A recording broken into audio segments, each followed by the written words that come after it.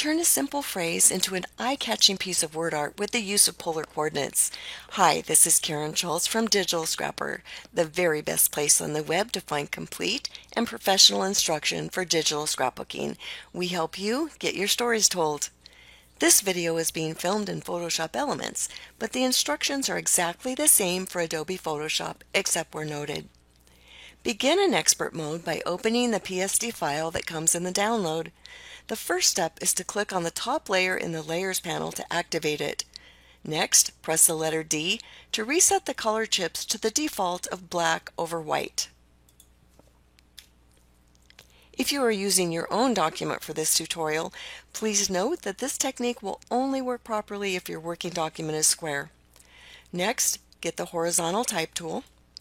In the Tools option, open the font picker and choose a print style font. I'm going to use Kidnapped Regular. Set the size to 24.5, the leading to auto, and the tracking to 0. Click on the left alignment icon. Photoshop users will find the settings in the manual. On the left edge of the document, click to place the cursor about halfway down the document. Type and repeat a word or phrase across the width of the document. I'm going to use the words life captured, a space, the and sign, and another space. Once you have your word or phrase across the entire width of the document, click the check mark to commit the type. Next, we're going to simplify and transform the text. In the Layers panel, right-click, Mac users control-click on the type layer and choose Simplify Layer. Photoshop users choose Rasterize Layer. Press Ctrl-T, Mac users Command-T to get the transform options. On the document, click and drag the corner handles of the bounding box so they fit within the width of the document. And I'm going to need to pull mine over just a little bit. In the Tools options, uncheck Constrain Proportions. Photoshop users click on the Maintain Aspect Ratio icon to deactivate it. Set the height to 200%. Click the check mark to accept the change.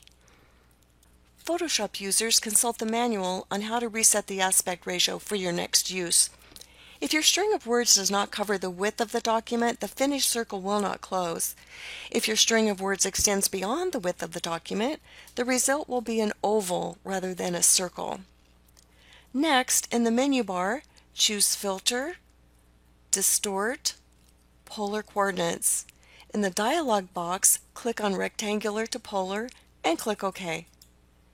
If the text distortion is too much or too little, press Ctrl-Z, Mac users Command-Z, twice, and then redo steps 3 and step 4 with a different height percentage.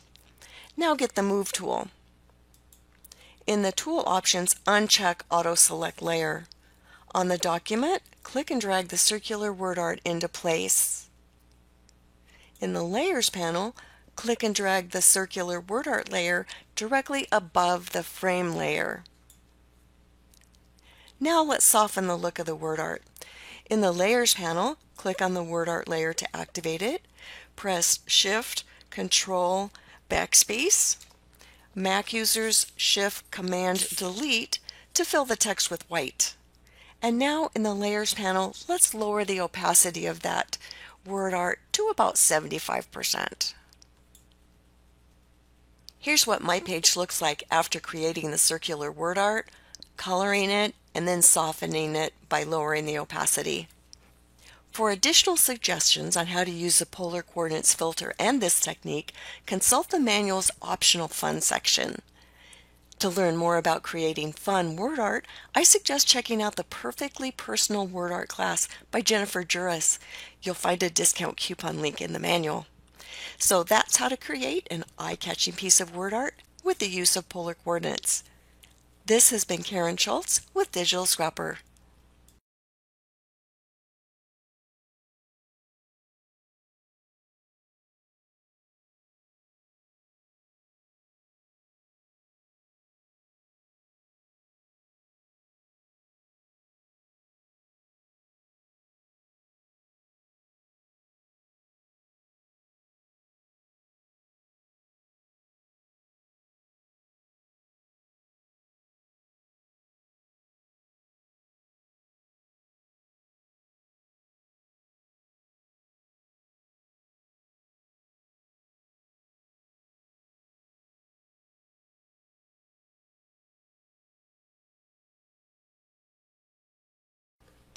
In the Tools options, uncheck Constrain Proportions. Photoshop users, click on the Maintain Aspect Ratio icon to deactivate it. Set the height to 200%. Click the check mark to accept the change.